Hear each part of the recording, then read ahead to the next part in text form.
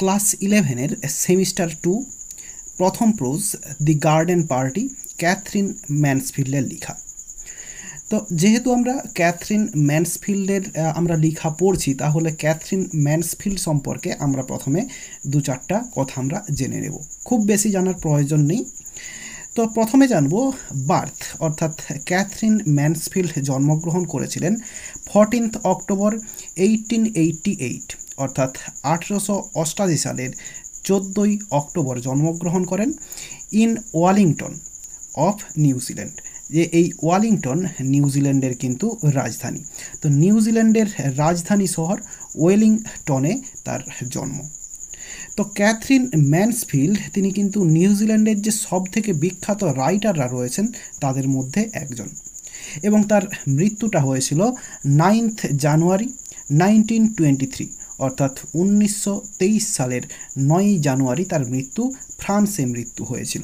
তাহলে আমরা যদি হিসাব করি আমরা দেখতে পাবো ক্যাথরিন ম্যানসফিল্ড কেবলমাত্র 34 বছর বেঁচে ছিলেন এবং তিনি মারা যান যক্ষা রোগে, এবং জীবনের শেষ 5টা বছর কিন্তু তিনি এই যক্ষা রোগে ভুগেছিলেন। তো এবার চলো এই স্টোরিটা অর্থাৎ দি গার্ডেন পার্টি সম্পর্কে কিছু জেনে নিই। এটা হচ্ছে একটি শর্ট স্টোরি, যেটা হচ্ছে 1922 সালে প্রকাশিত হয়েছিল, অর্থাৎ তার মৃত্যুর ঠিক আগের বছর এই গল্পটি প্রকাশ পায়। এটি একটি অটোবায়োগ্রাফিক্যাল স্টোরিও বলা যেতে পারে, কারণ তার নিজের ব্যক্তিগত অভিজ্ঞতা এবং অনুভূতিকে তিনি এখানে প্রকাশ করেছেন। আর এই দি গার্ডেন পার্টি এটা কিন্তু 3rd পারসন ন্যারেটিভ টেকনিকে লেখা। এবার চলো এখানের যে ক্যারেক্টারগুলো রয়েছে সেই ক্যারেক্টার সম্পর্কে আমরা একটু জেনে নিই, তাহলে আমাদের এই গল্পটা পড়তে সুবিধা হবে। আর এখানের ক্যারেক্টারগুলোর কথা বলতে গেলে তাহলে এখানের যে প্রধান যে ক্যারেক্টারগুলো সেখানের মধ্যে রয়েছে মিস্টার শেরিডন এবং মিসেস শেরিডন, এবং এদের 4 জন ছেলে মেয়ে রয়েছে। তার মধ্যে প্রথমে দেখো লরা রয়েছে, এই যে শর্ট স্টোরি অর্থাৎ দি গার্ডেন পার্টির প্রধান ক্যারেক্টার এই হচ্ছে লরা, এই গল্পের প্রোটাগনিস্ট। এবং তারপরে রয়েছে জো, এবং তারপরে রয়েছে মেঘ। এই জো এবং মেঘ এই হচ্ছে লরার 2 জন দিদি। এবং তারপরেই রয়েছে দেখো লরি। লরি হচ্ছে এই লরা, জোস এবং মেঘের একজন ভাই। এই 4 জন ভাই বোনের মধ্যে কেবলমাত্র লরি একমাত্র ভাই, এবং বাকি 3 জন বোন, এবং লরা হচ্ছে সব থেকে ছোট মেয়ে। এবং এরপরে যে গুরুত্বপূর্ণ ক্যারেক্টারগুলো তার মধ্যে থেকে কিটি মেটল্যান্ড রয়েছে, যে হচ্ছে একজন এদের ফ্যামিলি ফ্রেন্ড, অর্থাৎ এই শেরিডন ফ্যামিলির একজন ফ্যামিলি ফ্রেন্ড। এবং এরপরেই আমরা আরও পাবো হান্স এবং সেইডি। এরা 2 জন এই শেরিডন ফ্যামিলির সার্ভেন্ট বা চাকর, বাড়িতে কাজবাজ করে আর কি। এবং এরপরেই আমরা আরও ক্যারেক্টার পাবো মিস্টার স্কট। মিস্টার স্কট হচ্ছে একজন গরিব গাড়ি চালক, যে হচ্ছে ওই গার্ডেন পার্টির দিন সকালে অ্যাক্সিডেন্টে মারা গিয়েছিল। এবং এম স্কট হচ্ছে মিস্টার স্কটের স্ত্রী, অর্থাৎ বিধবা স্ত্রী বলা যেতে পারে, যেহেতু মিস্টার স্কট ওই দিন গার্ডেন পার্টির দিন সকালেই অ্যাক্সিডেন্টে মারা গিয়েছিল।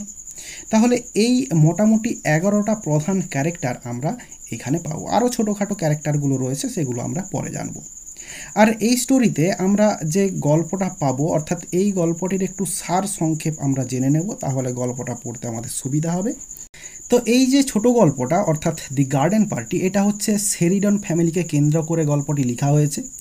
শেরিডন ফ্যামিলি একটি উচ্চবিত্ত পরিবার বা ধনী পরিবার, এবং যাদের এই সমাজের গরিবদের প্রতি দয়া, মায়া, মমতা, সহানুভূতি, ভালোবাসা কোনো কিছুই ছিল না।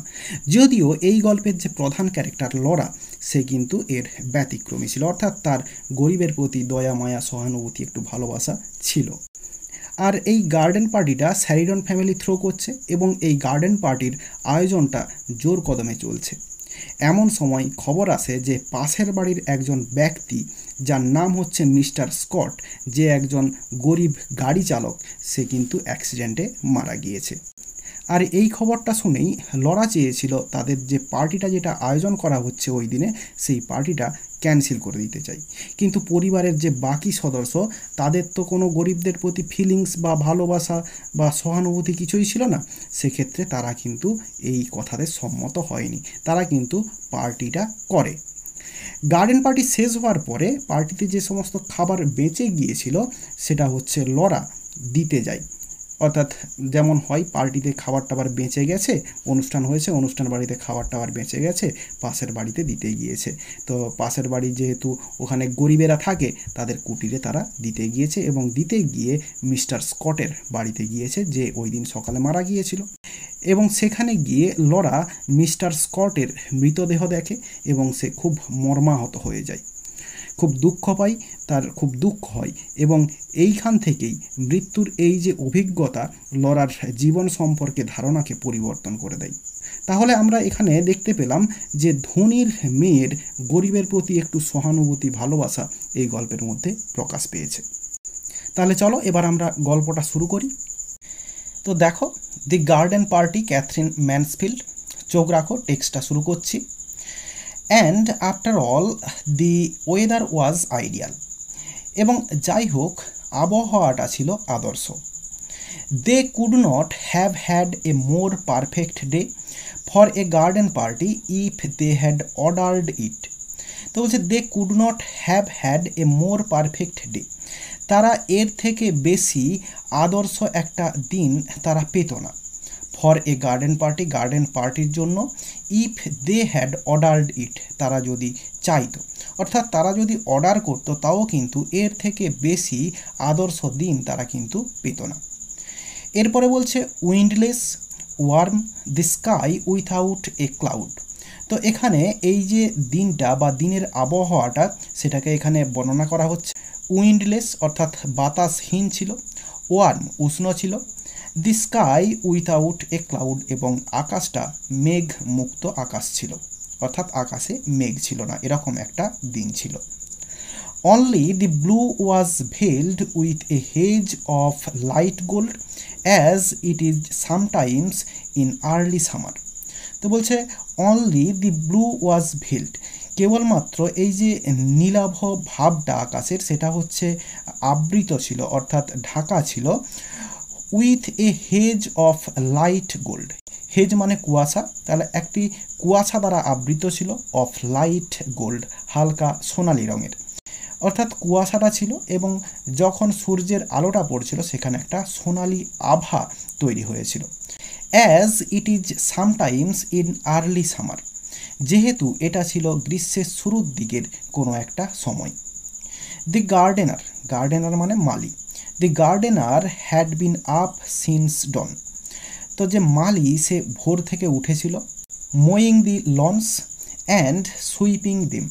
লন বলতে বাড়ির সামনের দিকটা যেখানে হচ্ছে বাগানে ঘাস ফুটে রয়েছে, তো সেই ঘাসযুক্ত জমিকে বা জায়গাটাকে লন বলা হচ্ছে। তো সেখানের ঘাসগুলো সে ছাঁটাই করছিল, অ্যান্ড সুইপিং দিম এবং সেগুলোকে ঝাঁট দিচ্ছিল। Until the grass and the dark flat rosettes where the daisy plants had been seemed to shine. যতক্ষণ না, আনটিল মানে যতক্ষণ না, দি গ্রাস ঘাসগুলি, and the dark flat rosettes এবং গাঢ় চওড়া যে রোজেটসগুলো, রোজেটস হচ্ছে বাগানে একরকম গাছ যেটা গোলাপের মতো দেখে মনে হয়, ছবিটা উঠছে দেখো। তো সেই গাঢ় চওড়া যে রোজেটসগুলো, হোয়ার দি ডেইজি প্ল্যান্টস, ডেইজি হচ্ছে একরকম ফুল, ফুলের যে গাছ অর্থাৎ ডেইজি ফুলের গাছগুলো যেখানে রয়েছে বা ছিল, had been seemed to shine, যতক্ষণ না চকচক করছিল বলে মনে হচ্ছিল ততক্ষণ সে ওই ঘাসগুলো কেটে ঝাঁট দিচ্ছিল। অ্যাজ ফর দি রোজেস, আর গোলাপের কথা বলতে গেলে, you could not help feeling, তুমি অনুভব না করে পারবে না, অর্থাৎ না ভেবে তুমি পারবে না। দে আন্ডারস্টুড, তারা বুঝতে পারছিল, that roses are the only flowers, যে গোলাপ সেগুলোই হচ্ছে কেবলমাত্র একমাত্র ফুল, দ্যাট ইমপ্রেস পিপল, যেগুলো মুগ্ধ করে মানুষদেরকে, অ্যাট গার্ডেন পার্টি, যারা গার্ডেন পার্টিতে অংশগ্রহণ করতে আসে। দি only flowers that everybody is certain of knowing, এবং এটাই হচ্ছে একমাত্র ফুল যাকে সবাই কিন্তু জানে, অর্থাৎ গোলাপ ফুলকে কিন্তু সবাই জানে আর কি, পৃথিবীর যে কোনো মানুষ সে কিন্তু গোলাপ ফুলকে চেনে বা জানে। আর এই গোলাপ ফুলই কিন্তু গার্ডেন পার্টিতে যে সমস্ত মানুষেরা অংশগ্রহণ করতে আসে তাদেরকে মুগ্ধ করে। Hundreds yes, literally hundreds. তো শত শত, হ্যাঁ সত্যি শত শত had come out. Come out মানে বেরিয়ে আসা, এখানে হচ্ছে ফোটা। হ্যাড কাম আউট ফুটেছিল ইন এ সিঙ্গেল নাইট, একটি রাত্রিতেই। দি গ্রিন বুশেস, সবুজ যে ঝোপঝাড়গুলি, বো ডাউন, বো হচ্ছে ঝোঁকা, তো বো ডাউন যেন হচ্ছে ঝুঁকেছিল, as though they had been visited by archangels, যেন মনে হচ্ছিল উচ্চ পদমর্যাদার যে দেবদূত বা দেবদূত তাদের কাছে ভ্রমণ করতে এসেছিল। অর্থাৎ দেবদূত ভ্রমণ করতে আসাতে এই বাগানে ফুল ফুটেছিল, শত শত গোলাপ ফুল ফুটেছিল, এবং এখানের যে গ্রিন বুশ বা সবুজ ঝোপঝাড় সেগুলো মাথা নুইয়ে তাকে সম্ভাষণ বা অভিবাদন করছিল। এরপরে, breakfast was not yet over before the men came to put up the marquee. Marquee মানে হচ্ছে তাঁবু, বা আমরা এখানে প্যান্ডেল বলতে পারি, আর পুট আপ মানে হচ্ছে টাঙানো। তাহলে breakfast was not yet over, ব্রেকফাস্টটা তখনও শেষ হয়নি, অর্থাৎ ব্রেকফাস্ট এখনও করা হয়নি তাদের। বিফোর দি মেন কেম, মানুষগুলো আসার আগে। To put up the marquee, তাঁবু বা এই যে প্যান্ডেল সেটা যারা টাঙাতে চলে এসেছিল, অর্থাৎ মানুষগুলো প্যান্ডেল টাঙাতে চলে এসেছিল, তখনও কিন্তু এদের ব্রেকফাস্টটা শেষ হয়নি, অর্থাৎ সকালের খাওয়ার এখনও খাওয়া হয়নি। Where do you want to marquee put mother, বলছে মা কোথায় এই মার্কি বা প্যান্ডেলটা খাটানো হবে বা খাটাতে চাও? মাদার, মা। বলছে কোথায় প্যান্ডেলটা খাটাতে চাও মা? My dear child, it's no use asking me, বলছে মাই ডিয়ার চাইল্ড, বাছা আমাকে জিজ্ঞাসা করে লাভ নেই।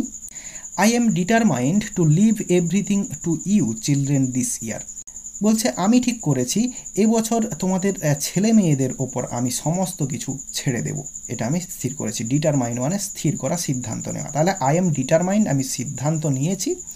টু লিভ এভরিথিং, সমস্ত কিছু ছেড়ে দেব। টু ইউ চিলড্রেন, তোমাদের সমস্ত ছেলে মেয়েদের ওপরে। দিস ইয়ার, এই বছর। Forget I am your mother, ভুলে যাও আমি তোমাদের মা। Treat me as an honoured guest, বলছে আমাকে একজন সম্মানীয় অতিথির মতো আমার সঙ্গে আচরণ করো, অর্থাৎ আমি যেন এই বাড়ির একজন অতিথি, আমার সঙ্গে এরকম আচরণ করো। But Meg could not possibly go and supervise the men, তাহলে আমরা এখানে প্রথম ক্যারেক্টার পেলাম, সে হচ্ছে মেঘ। মেঘ আগেই আমি বলেছি যে হচ্ছে মেঘটা হচ্ছে এই লরা, যে হচ্ছে মেন ক্যারেক্টার আমাদের যে প্রোটাগনিস্ট এই শর্ট স্টোরি, তার হচ্ছে দিদি। তাহলে বাট কিন্তু মেঘ কুড নট পসিবলি গো, মেঘ সম্ভবত যেতে পারবে না। অ্যান্ড সুপারভাইজ দি মেন, এবং এই সমস্ত যারা মানুষেরা এসেছে তাদেরকে তদারকি বা তত্ত্বাবধান করতে পারবে না, অর্থাৎ কিভাবে কি কাজ করানো হবে সেটাকেই হচ্ছে সুপারভাইজ বলা হয়, যেটাকে হচ্ছে তদারকি বলা হয়, তো সেই তদারকি সে করতে পারবে না। She had washed her hair before breakfast, ব্রেকফাস্টের আগেই সে চুলগুলাকে ধুয়ে নিয়েছে। And she sat drinking her coffee, সে বসে বসে কফি পান করছে। In a green turban, turban মানে হচ্ছে পাগড়ি, আগেই পড়া হয়েছে। তো এখানে গ্রিন টারবান বলতে তো মেয়েরা স্নান করার পরে বা চুল ধুয়ে নেওয়ার পরে তারা হচ্ছে গামছা বা টাওয়েল দিয়ে কিছু দিয়ে জড়িয়ে নেয় মাথাতে, যাতে করে চুলের যে জলগুলো সেগুলো হচ্ছে গামছা বা টাওয়েল শুষে নেয় এবং চুলগুলো শুকনা হয়ে যায় তাড়াতাড়ি। তো সেই জিনিসটাকেই বলা হচ্ছে গ্রিন টারবান, অর্থাৎ সবুজ পাগড়ি বেঁধে রয়েছে চুলগুলাকে শুকনা করার জন্য। With a dark wet curl stamped on each cheek, এবং বলছে কি উইথ এ ডার্ক, ডার্ক মানে হচ্ছে কালো, ওয়েট মানে ভেজা, কার্ল মানে হচ্ছে কোঁকড়ানো চুল বা চুলের গোছা বলা যেতে পারে এখানে, স্টাম্পড মানে আটকে থাকা, অন ইচ চিক, চিক মানে হচ্ছে গাল। বলছে তার দুপাশের গালেই কিন্তু যে ভিজে কোঁকড়ানো চুল সেগুলো কিন্তু আটকে রয়েছে, স্টাম্পড মানে হচ্ছে আটকে থাকা, তো ভিজে চুল তো গালের সঙ্গে আটকে রয়েছে। জোস, তো এখানে আরও একটা ক্যারেক্টার আসছে, এই জোস কিন্তু হচ্ছে লরার আরেকজন দিদি। তো জোস দি বাটারফ্লাই, তাকে হচ্ছে প্রজাপতি বলা হচ্ছে, প্রজাপতি যেরকম সারাদিন উড়ে উড়ে ঘুরে বেড়ায় সেরকম আর কি। Jose the butterfly always came down in a silk petticoat and a kimono jacket, তো বলছে এই জোস যে বাটারফ্লাই সে সর্বদাই নেমে আসে কিসে, ইন এ সিল্ক পিটিকোট। সিল্ক পিটিকোট বলতে এখানে হচ্ছে সিল্কের এই সায়ার মতো যে ঢিলেঢালা পোশাক, অ্যান্ড এ কিমোনো জ্যাকেট, এবং সে কিমোনো জ্যাকেট পরেছিল। কিমোনো জ্যাকেটটাও হচ্ছে ঢিলেঢালা একটা পোশাক। দেখো ছবিটা উঠেছে, এটা কিন্তু জাপানের একটা ঐতিহ্যবাহী একটা পোশাক, এবং এটা জাপানের ন্যাশনাল ড্রেসও বলা হয়। তো সেই কিমোনো জ্যাকেট আর হচ্ছে সিল্ক পেটিকোট সে পরে সর্বদাই নেমে আসে। You will have to go Laura, you are the artistic one. তো বলছে you will have to go, তোমাকেই যেতে হবে Laura, you are the artistic one. তো বলছে তোমারই শিল্প সুলভ যে গুণ সেটা কিন্তু তোমার মধ্যেই রয়েছে, তো তোমাকেই যেতে হবে ওখানে। অ্যাওয়ে লরা ফ্লিউ, লরা তৎক্ষণাৎভাবে চলে গেল, তাড়াহুড়া করে বা তাড়াতাড়ি করে চলে গেল। Still holding her piece of bread and butter, অর্থাৎ তখনও সে ব্রেকফাস্ট খাচ্ছিল এবং তার হাতে ব্রেড এবং বাটার ধরা অবস্থায় সে কিন্তু চলে গেল। It's so delicious to have an excuse for eating out of doors, and besides she loved having to arrange things. She always felt she could do it so much better than anybody else. তো বলছে এই যে বাইরে গিয়ে যে খাওয়ার যে অজুহাতটা, এটা কিন্তু খুব ভালো অজুহাত ছিল। এই যে এখানে ডিলিশিয়াস বলা হয়েছে খুব ভালো, আর হচ্ছে এক্সকিউজ মানে অজুহাত, অর্থাৎ এই বাইরে গিয়ে খাওয়ার যে অজুহাতটা এটা হচ্ছে একটা ভালো অজুহাত ছিল, যে তদারকি করতে করতে সেখানে খাওয়াটা হয়ে যাবে। For eating out of doors, অর্থাৎ দরজার বাইরে খাওয়াটা বা বাড়ির বাইরে খাওয়াটা। তো উচ্চবৃত্ত পরিবার তো তারা সবসময় ডাইনিং টেবিলে বসে খাওয়া দাওয়া করে, ঘরের মধ্যে বসে খাওয়া দাওয়া করে, কিন্তু এই মুহূর্তে লরা একটা সুযোগ পেয়েছে যে ঘরের বাইরে গিয়ে খাবার। অ্যান্ড বিসাইডস, এবং এর পাশাপাশি she loved having to arrange things, এবং সে এই যে আয়োজন, জিনিসপত্র যে আয়োজন করা, এই আয়োজন করতে সে হচ্ছে ভালোবাসে। সি অলওয়েজ ফেল্ট, সে সর্বদাই অনুভব করেছিল, she could do it so much better than anybody else, সে কিন্তু অন্য যে কারো থেকে ভালো মানে এই জিনিসটা করতে পারে। এরপরে 4 men in their shirt sleeves stood grouped together on the garden path। তো বলছে 4 men, 4 জন মানুষ, ইন দেয়ার শার্ট স্লিভস, অর্থাৎ স্লিভস যুক্ত জামা, অর্থাৎ পুরা হাতার জামা বলা যেতে পারে, পুরা হাতার জামা পরে, স্টুড তারা দাঁড়িয়েছিল, গ্রুপড টুগেদার একসঙ্গে দাঁড়িয়েছিল 4 জন, অন দি গার্ডেন পথ, অর্থাৎ গার্ডেনের যে মাঝখানে রাস্তা রয়েছে বা গার্ডেনে যাওয়ার যে রাস্তা রয়েছে সেখানে তারা দাঁড়িয়েছিল। দে ক্যারিড, তারা বহন করছিল, স্টেপস, স্টেপস মানে হচ্ছে লাঠি, covered with rolls of canvas, যেখানে গোল করে গোড়ানো ছিল ক্যানভাস বা ত্রিপল গোড়ানো ছিল, অর্থাৎ লাঠি, এবং ওই লাঠির চারিদিকে ত্রিপল গোড়ানো ছিল এবং সেইগুলোকেই তারা বহন করছিল। And they had big tool bags, এবং তাদের কাছে ছিল বড় যন্ত্রপাতির ব্যাগ ছিল তাদের কাছে, স্লাং অন দেয়ার ব্যাগস, এবং সেগুলো তাদের পিঠে ঝোলানো ছিল। দে লুকড ইমপ্রেসিভ, তাদেরকে দেখে চমৎকার লাগছিল। Laura wished now that she was not holding the piece of bread and butter. তো লরা এখন ভাবছিল যে তার কাছে এই যে ব্রেড এবং বাটার যেটা ছিল, যেটা সে খেতে খেতে আসছিল, সেটা তার হাতে না থাকলেই ভালো হতো। যারা কাজ করতে এসেছে তাদের কাছে এই খাওয়াটা এটা তার এখন পছন্দ হচ্ছে না। তো বলছে এই ব্রেড এবং বাটারটা তার কাছে না থাকলেই ভালো হতো। But there was nowhere to put it, এবং এখানে কিন্তু রাখার কোনো জায়গাও ছিল না। And she could not possibly throw it away, তার পক্ষে সম্ভব ছিল না এটা ছুঁড়ে ফেলে দেওয়ার, অর্থাৎ সে ছুঁড়ে ফেলতেও পারেনি এই ব্রেড এবং বাটারটাকে। সি ব্লাস্ট, ব্লাস্ট মানে হচ্ছে লজ্জা পাওয়া, সি ব্লাস্ট সে লজ্জা পেল। And tried to look severe, severe মানে এখানে গম্ভীর বলা যেতে পারে, তাহলে গম্ভীর হওয়ার চেষ্টা করলো। And even a little short sighted, এবং সে একটু অন্য মানুষ্ক হওয়ারও ভান করলো বা অন্য মানুষ্ক হওয়ার চেষ্টা করলো। As she came up to them, যখন সে তাদের কাছে আসছিল। অর্থাৎ সে যে লজ্জা পেয়েছে তার হাতে এই ব্রেড এবং বাটার থাকায় সে এই মানুষগুলিকে, অর্থাৎ যারা এই কাজ করতে এসেছিলো, তাঁবু খাটাতে এসেছিলো, তাদের কাছে এটা তাদেরকে বুঝতে দিতে চাইছিল না। তাই জন্য সে একটু অন্যমনস্ক হওয়ার ভান করলো বা অন্যমনস্ক হওয়ার চেষ্টা করলো এবং গম্ভীর হওয়ার চেষ্টা করলো যখন তাদের কাছে এসেছিল সে।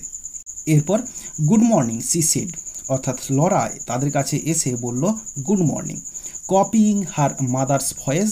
এবং এই যে কথাটা বললো, এই কথার শর্টটাতে তার মা যেরকমভাবে বলে গুড মর্নিং সেটাকে কপি করার চেষ্টা করলো, অর্থাৎ তার মায়ের মতো করে বলার চেষ্টা করলো good morning. But that sounded so fearfully affected that she was ascent. কিন্তু এই যে সে গুড মর্নিংটা বলল তার মায়ের মতো করে, তো এটা এমন ভয়ঙ্করভাবে শোনাচ্ছিল, ফিয়ারফুল মানে ভয়ঙ্কর, এফেক্ট মানে প্রভাবটা, অর্থাৎ এই গুড মর্নিং বলার যে প্রভাবটা সেটা এতটা ভয়ঙ্কর হয়ে গিয়েছিল দ্যাট সি ওয়াজ অ্যাসেন্ট, সে লজ্জাবোধ করেছিল। And stammered like a little girl. এবং তারপরে সে যখন বুঝতে পারলো যে সে মানে খুব ভয়ঙ্করভাবে বলা হয়ে গেছে, সে তখন তোদলাতে শুরু করলো। এই যে স্ট্যামার্ড মানে তোদলানো, সে একটি ছোট্ট বাচ্চা মেয়ের মতো সে হচ্ছে তোদলালো।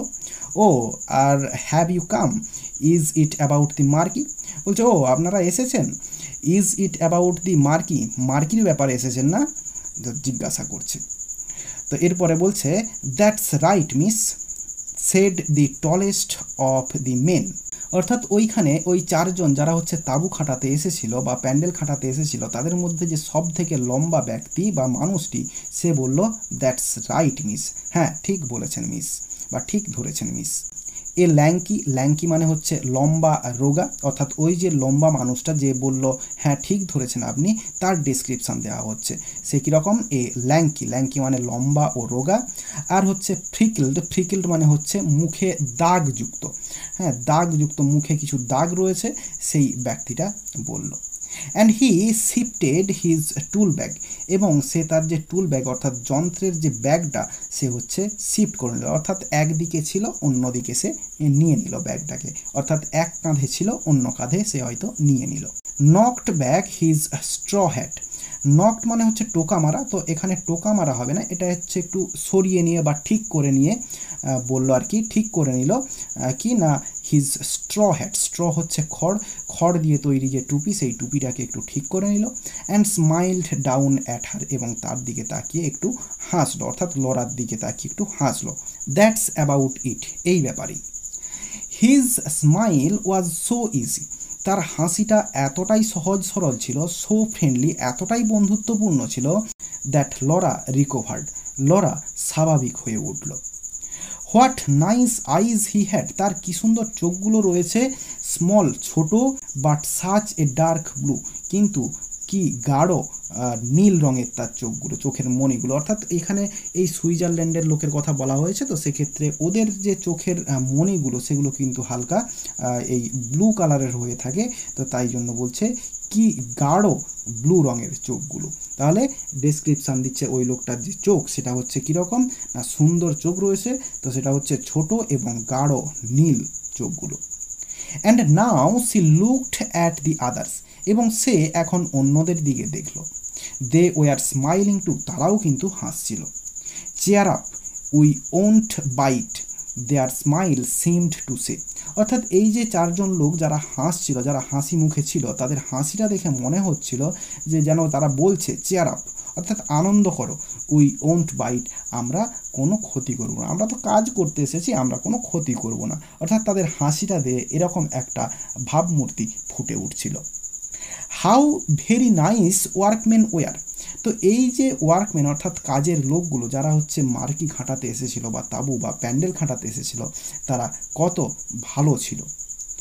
And what a beautiful morning, এবং কি সুন্দর সকাল, অর্থাৎ সকালটা খুব সুন্দর মনে হচ্ছিল লরার কাছে। C must not mention the morning, তার এই যে মর্নিং অর্থাৎ সকালের কথা উল্লেখ করা একদম উচিত হবে না। C must be business like, তাকে যে বিজনেস অর্থাৎ সে যে কাজের জন্য এসেছে অর্থাৎ মার্কি খাটানো হবে সেটা যে তদারকি করতে এসেছে, যে সুপারভাইজ করতে এসেছে, তো তার সেটা করা উচিত। তো তাই জন্য বলছে তার এই সকালবেলার যে সৌন্দর্যটা এটাকে হচ্ছে মেনশন করাটা একদমই উচিত নয়। সে যেটার জন্য এসেছে, বিজনেস করতে এসেছে বা সে যে কাজের জন্য এসেছে সে কাজটা করা উচিত দি মার্কিটার জন্য এসেছে। Well what about the lily lawn, would that do? তো বলছে যে মার্কিটা তো একটা জায়গা দেখাতে হবে কোথায় খাটানো হবে, তো সেক্ষেত্রে বলছে ওয়েল হোয়াট অ্যাবাউট দি লিলিলন, বলছে এই যে লিলিলন এখানে মার্কিটা খাটালে কেমন হবে? উড দ্যাট ডু, বলছে ঠিক হবে কি? And she pointed to the lily lawn with the hand that did not hold the bread and butter. And এবং সি পয়েন্টেড টু লিলিলন, সে লিলিলনের দিকে হচ্ছে আঙুল দিয়ে দেখিয়ে দিল, উইথ দি হ্যান্ড সেই হাতটি দিয়ে, দ্যাট ডিড নট হোল্ড যেটিতে ধরা ছিল না, দি ব্রেড অ্যান্ড বাটার। তো একটা হাতে তার ব্রেড এবং বাটার ধরা ছিল এবং সে অন্য হাতটা দিয়ে পয়েন্ট অর্থাৎ হাত দিয়ে দেখিয়ে দিল যে এই লিলিলনটা কেমন হবে, ঠিক হবে কি? They turned, they stared in the direction, তারা ঘুরলো, টার্ন মানে ঘোরা, দে টার্ন তারা ঘুরলো, দি স্টেয়ার্ড মানে তাকিয়েছিল, ইন দি ডাইরেকশান ওই দিকটাতে, যেই দিকটাতে লরা নির্দেশ করে দেখিয়ে দিল ওই লিলিলনটা, সেই লিলিলনের দিকে তারা হচ্ছে তাকিয়ে দেখল। A little fat chap thrust out his under lip, তো বলছে এ লিটল ফ্যাট চ্যাপ মানে হচ্ছে লোক বা ছেলে, তো একটু অল্প মোটা যে ছেলেটি বা লোকটি ছিল, থ্রাস্ট আউট বের করে দিল হিজ আন্ডার লিপ অর্থাৎ তার নিচের যে লিপ বা হচ্ছে ঠোঁট সেটাকে সে বার করে দিল। And the ton fellow front, এবং যে লম্বা মতো যে লোকটা সে হচ্ছে ভ্রু কুঁচকিয়ে দেখলো, তো এই যে ফ্রন্ট মানে হচ্ছে ভ্রু কুঁচকানো, তো ভ্রু কুঁচকে সে দেখলো, অর্থাৎ তাদের যে হাবভাবটা সেটা বুঝিয়ে দিল যে ওই জায়গাটা ঠিকঠাক হবে না। এবং তারপরেই বলছে I don't fancy it, fancy মানে পছন্দ হওয়া বা ঠিকঠাক মনে হওয়া, তো বলছে I don't fancy it said he, সে বলল আমার পছন্দ হয়নি বা আমার মনে হচ্ছে এটা ঠিক হবে না।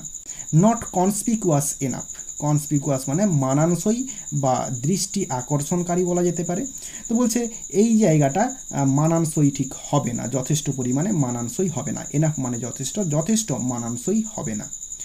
ইউ সি, তুমি দেখো, with a thing like a marquee, তুমি দেখো এই রকম একটি তাবু বা মার্কির ক্ষেত্রে, and he turn to Laura, এবং সে লরার দিকে তাকালো, ইন হিজ ইজি ওয়ে, তার স্বাভাবিকভাবেই ঘুরে সে লরার দিকে তাকালো এবং বলল কি, you want to put it somewhere where it will give you a bang slap in the eye if you follow me. তো ওই লোকটা বলছে কি যে তুমি আমার কথা যদি শোনো তাহলে তাঁবুটা এমন একটা জায়গায় লাগানো উচিত বা তাঁবুটা এমন একটা জায়গায় তৈরি করা উচিত যাতে করে সহজেই মানুষের চোখে পড়বে। এই যে এ bang slap in the I, এটা হচ্ছে সহজেই চোখে পড়া, এটা হচ্ছে একটা ফ্রেজ বা প্রভাব বলতে পারো, যেটার মানে হচ্ছে সহজেই চোখে পড়া, অর্থাৎ এমন একটা জায়গায় তাঁবুটা লাগাতে হবে যেখানে মানুষের সহজেই চোখটা পড়বে। Laura's upbringing made her wonder for a moment whether it was quite respectful of a workman to talk to her of Banks' slap in the eye. বলছে লরাজ আপব্রিঙ্গিং, লরার বেড়ে ওঠাটা, মেড হার ওয়ান্ডার তাকে ভাবালো বা অবাক করে দিল, for a moment এক মুহূর্তের জন্য, whether it was quite respectful এটা কি শ্রদ্ধা সঙ্গে এই কথাটা বলা হয়েছিল, অফ এ ওয়ার্কম্যান একজন ওয়ার্কম্যানের বা কাজের লোকের, টু টক টু হার তাকে যে এই কথাটা বলল, of bang slap in the I, তো এই যে কথাটা বলল এটা কি সম্মান জানিয়েই বলল, এটা হচ্ছে লরা ভাবছিল। But she did quite follow him, কিন্তু সে তার কথাটা সে অনুসরণ করলো বা মেনে নিল। A corner of the tennis court she suggested, এবং লরা সাজেস্ট করলো, বলছে ওই যে টেনিস কোর্টটা রয়েছে ওই টেনিস কোর্টের একটা কোণে দিলে কেমন হয়। But the bands going to be in one corner, কিন্তু একটি কোণে ব্যান্ড তারা হচ্ছে ওখানে ব্যান্ড বাজাবে, অর্থাৎ বাজনা বাজাবে। ব্যান্ড মানে হচ্ছে বাজনা। তো একটি কোণে, ওই টেনিস কোর্টের একটি কোণে সেখানে কিন্তু ব্যান্ডরা আসবে এবং তারা হচ্ছে বাজনা বাজাবে। Going to have a band are you? বলছে হ্যাঁ, আপনারা তো একটা ব্যান্ডও করেছেন তাই না? সেড অ্যানাদার, অন্য একজন বলল, অফ দি ওয়ার্কম্যান, অর্থাৎ ওই যে চারজন যে কাজের লোক এসেছিল মার্কি খাটাতে তাদের মধ্যে অন্য একজন বলল আর কি। হি ওয়াজ পেল, সে হচ্ছে ফ্যাকাশে ছিল, অর্থাৎ জরাজীর্ণ শীর্ণকায় তার শরীর, সেরকম ব্যক্তি ছিল সে। He had a hazard look, তার একটি ক্লান্তিকর চোখ ছিল, অর্থাৎ তার যে দৃষ্টিভঙ্গি সেখানে হচ্ছে একটা ক্লান্তি ফুটে উঠেছিল। অ্যাজ হিজ ডার্ক আইস, তার যে নিষ্প্রভ যে চোখগুলো, এখানে ডার্ক বলতে নিষ্প্রভ, এবং আইস চোখগুলো, স্ক্যান্ড দি টেনিস কোর্ট, এবং সেই টেনিস কোর্টটা হচ্ছে দেখে নিল। অর্থাৎ তার ক্লান্ত চোখে বা ক্লান্ত দৃষ্টিতে সে হচ্ছে ওই টেনিস কোর্টটা দেখে নিল। হোয়াট ওয়াজ হি থিঙ্কিং, সে কী ভাবছিল? Only a very small band, said Laura gently, Laura শান্তভাবে বলল কি কেবলমাত্র একটি ছোট্ট ব্যান্ড, অর্থাৎ অল্প কয়েকজন লোক থাকবে এবং তারাই হচ্ছে বাজনাটা বাজাবে ওই ব্যান্ডের মধ্যে। Perhaps he won't mind so much if the band was quite small, সম্ভবত যদি ওই ব্যান্ডটা ছোট হয় তাহলে কিন্তু সে কিছু একটা মনে করবে না, খুব একটা তার হচ্ছে প্রবলেম হবে না। ওখানে যে ওই যে মার্কিটা খাটাতে বলছে যদি ব্যান্ডটা যদি একটু ছোট হয় তাহলে হয়তো সে কিছু মনে করবে না, অর্থাৎ সেখানেই হয়তো সে ওই তাঁবুটা খাটাবে বা প্যান্ডেলটা করবে। But the ton fellow interrupted মানে হচ্ছে থামিয়ে দেওয়া। কিন্তু ওই যখন লরা এই কথাগুলো বলছিল তখন ওই লম্বা মতো যে লোকটি সে হচ্ছে থামিয়ে দিল কথার মাঝখানে। লুক হেয়ার মিস, দেখো মিস এখানে, দ্যাটস দি প্লেস, ওই জায়গাটি, এগেনস্ট দোজ ট্রিজ, ওই গাছগুলোর সামনে, ওভার দেয়ার, ওইখানটাতে, দ্যাট উইল ডু ফাইন, এইখানেই ভালো হবে, এগেনস্ট দি কারাকাস, ওই কারাকাসগুলোর সামনে। দেন দি ক্যারাকা ট্রিজ উড বি হিডেন, তাহলে ওই যে ক্যারাকা গাছগুলো রয়েছে ওইগুলো কিন্তু ঘেরা হয়ে যাবে বা আছড় হয়ে যাবে, ঢাকা পড়ে যাবে। And they were so lovely, এবং তারা খুবই সুন্দর, with their broad gleaming leaves, broad মানে হচ্ছে বড়, গ্লিমিং মানে চকচকে, লিভস মানে পাতা, তাদের বড় বড় চকচকে পাতাগুলো রয়েছে। And their clusters of yellow fruit, clusters মানে গোছা গোছা, তো বলছে তাদের গোছা গোছা যে হলুদ ফলগুলোও সেখানে রয়েছে। দে ওয়ার লাইক ট্রিজ, তারা হচ্ছে সেই গাছগুলোর মতো, ইউ ইমাজিন, তুমি কল্পনা করতে পারো, growing on a desert island, যেগুলো জন্মায় ডেজার্ট আইল্যান্ড অর্থাৎ মরুদ্বীপে। প্রাউড, গর্বিতভাবে থাকে, সলিটারি, একাকী থাকে, অর্থাৎ অন্য কোনো গাছপালা কাছাকাছি থাকে না। লিফটিং দেয়ার লিভস, তাদের পাতাগুলোকে তুলে ধরে রাখে, অ্যান্ড ফ্রুটস, এবং ফলগুলোকেও তুলে ধরে রাখে, টু দি সান, সূর্যের দিকে, in a kind of silent splendour, নীরব সৌন্দর্যের মধ্য দিয়ে, স্প্লেন্ডার মানে সৌন্দর্য, তো নীরব সৌন্দর্যের মধ্য দিয়ে তারা সেখানে তাদের পাতা এবং ফলগুলোকে সূর্যের দিকে তুলে ধরে রাখে। Must they be hidden by a marquee, marquee দ্বারা ওইগুলোকে কি ঢাকা দিতেই হবে?